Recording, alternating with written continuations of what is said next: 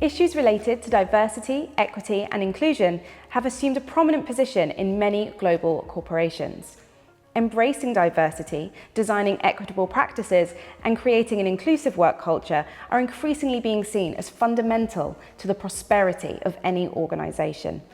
To discuss this further, I'm joined today by DK Bartley, Chief Diversity, Equity and Inclusion Officer at integrated risk assessment firm Moody's. Hi DK, thanks so much for joining me today. So excited to be here. So to start, how would you define diversity, equity and inclusion, and why is it so important to Moody's? Diversity, equity, and inclusion, really it's three parts, right? So diversity, making sure that you are representing the difference. You know, you're acknowledging in the corporate world that they're different people. Inclusion, making sure not only are they acknowledged, but that there's representation. And equity is making sure that that representation is equal throughout, that everybody has the same opportunity, and you're providing ways for things to be equal. People may come taller, shorter, different abilities with learning, etc. You want to make sure that you're equaling the playing field. All of this is important because in today's age, I think there's an acknowledgement that there are barriers to success, and depending on what company you are, where you are in the world, at the end of the day, you want to make sure that everyone has the same opportunity to succeed. And in the corporate world, if you do it right, it actually will result in revenue. So what do best practices in DE&I look like? It looks well if it's done well, but best practices is focused on, first and foremost, you want to make sure you have a DE&I policy, right? Mm-hmm. So there's some statement about the fact that you treat everyone equally, you are providing equal opportunity, some message about the company, but more so the people that make up the company. So that's definitely number one, a statement around why it's important to you. Number two is really having a way to assess success. Right? Everyone does DE&I differently. If you're a big company, you do it a certain way. If you're a small company, you do it another way. If you're a company just starting out, but you want to be able to assess what success looks like.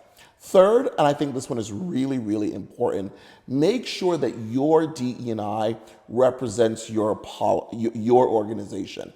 It's not a one-size-fits-all. So if you're a company where you don't have a lot of women, you may want to hire a lot of women. If you're a company where you're in the Black community and you don't have a lot of African Americans or Blacks in the UK, a lot of Bain professionals working for you, you want to make sure that you're doing that. So you really want to customize your DE&I strategy. And then fourth, which I think is really important, is to have a strategy, right? Where do you want to go? How do you want to get there? Why it's important to you? Are your customers asking about DE&I? Are your shareholders, your board, etc.? Understand what is the motivation behind it. So there's a clear understanding that you're not just doing it in vain. And then the last one, number 5, which I think is really, really important, DE&I is an employee value proposition. In today's day and age, people are not just working to make a salary, they're about purpose. They want to be with companies that stand for something. So as a best practice, you want to make sure that you have a diversity strategy, diversity policy, all the things that I've said, that really means something to your employees. You're not going to be able to do everything, so you've got to have a clear understanding of what you're doing first, what you're doing in the middle, and what you're doing in the end, as well as understanding your resources. You know, the other thing about DE&I is that it's like anything else that you're going to do. You have to invest in it. So if you have very small resources, you've got to make that stretch.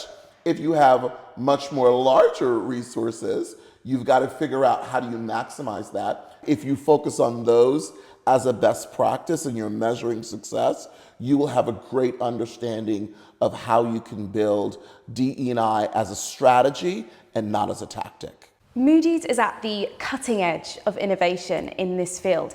How do you leverage technology within your DE&I strategies?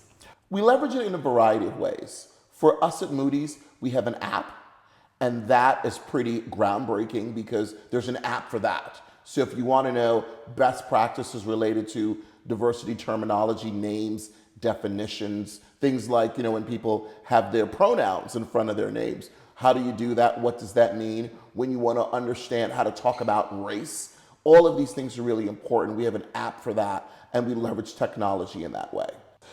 It provides a different form of communicating around DE&I. What's working, what's not working, what holidays are important, what are we doing as a business, how we're tying the business directly to our DE&I strategy.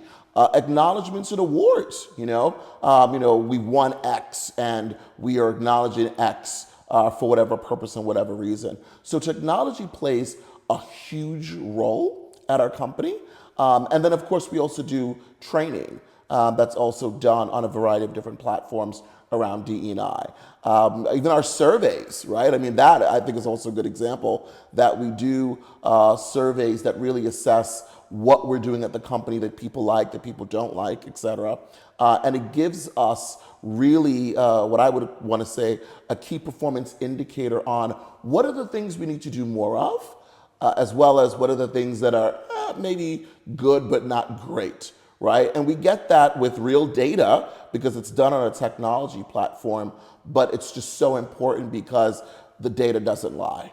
So is there anything new that you're working on, something that you're looking to implement in the future that you're able to talk with us about today?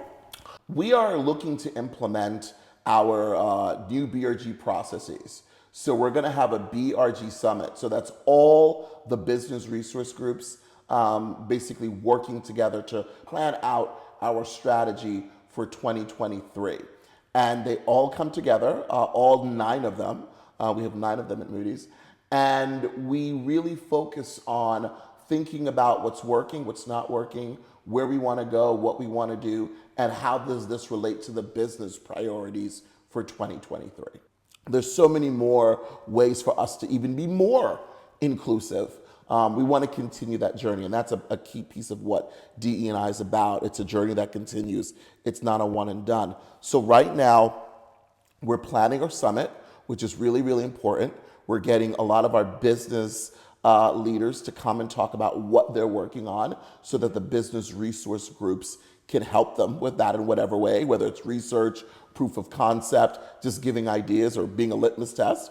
And then of course, we want to make sure that all the business resource groups, and we have a wide variety of them, are laser focused on their contribution to our company and of course our people. And I think as a direct result, if we do that correctly, our corporate bottom line. So Moody's is of course a global company, but what would you say to someone watching this today, perhaps a leader of a much smaller organization, wanting to bring DE&I into their workplace? How would you advise them to start? Where do you begin in creating that DE&I culture? Don't quit, first and foremost, because this work is really hard. You've got to have a passion for it, and sometimes it can be really daunting. So first and foremost, don't quit. But then I think you have to find other allies and other advocates that not only believe in what you're trying to do, but are of a similar kind of thought process that DE&I is imperative to the business and business success. I think if you start there, it really gives you a fundamental way for you to start to do your 90-day plan, your 180-day plan, your 1-year plan, your 3-year plan, and ultimately your 5-year plan. But you've got to start by getting other advocates and allies because you cannot do it alone. It is a collaborative process, and there's, I think, a level of emotional intelligence that comes with this work that you're going to need people to help you build, help you strategize, and also measure impact. A lot of times I meet people and they're like, enamored with what we're doing, and they think it's just like, we get up or I get up in the day, and our company, we just make magic happen. That magic that we do as a company, as an organization, it takes a lot of planning. And it goes way beyond me. It's our employees, it's our leaders, it's our executive team. It really is a collaborative process. And I share that with anyone who's starting this because I think very often, if you're a smaller company, you have one person that does DE&I. And it can be daunting. at times. And I don't want you to give up. What I want you to do is to find other advocates and allies in your company that also believe in what you're doing or are a part of the original reason why you're bringing DE&I in the company. And then have them also get other people to help you, get their ideas, pillage their mind and their thoughts. Talk about what other companies are doing, but really what you want to do, right? It's not about mimicking other companies. It's about understanding how they got from point A to point B to point C, etc. And then I think once you have those advocates and you have those ideas, you have to prioritize. You cannot do everything at one time. A lot of companies, us included, very often it's, well, let's conquer the world, and that's not the way it works. You've got to really prioritize. Do I want to focus on ethnicity? Do I want to focus on gender? Do I want to focus on military status? Do I want to focus on LGBT? And you start really small. At some point, if you do this well, even if you're a smaller company, you will find a way to represent all the diversity that exists within your company, or as much of the diversity as you can. But what you cannot do, particularly if you're small, is try to conquer the world. You'll be the master of nothing, right? And just an effector of many.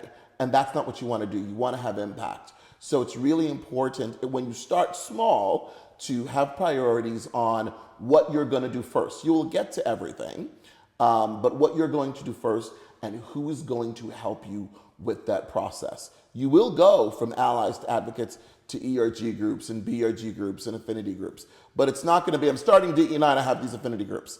If you're going to do that, I'm telling you now, it's going to be problematic because everybody's going to want to have one and you're not going to be able to forget about supporting it from a cost perspective, just the energy around organization, around planning, around purpose, and even tying it to the business will be extremely challenging. So you've got to prioritize. We're doing DE&I because of this reason. We want to represent this in our organization. We want to be an employer of choice, right? We want to create new business opportunities. We want to focus on multiculturalism. Whatever those things are, you want to have a clear understanding of what the priority is and then develop your 60-day plan, your 90-day plan, your 1-year plan, your, et cetera, et cetera. And I think that'll give you a blueprint for growth as well as success. DK Bartley, Chief Diversity, Equity and Inclusion Officer at Moody's, thank you once again. Thank you.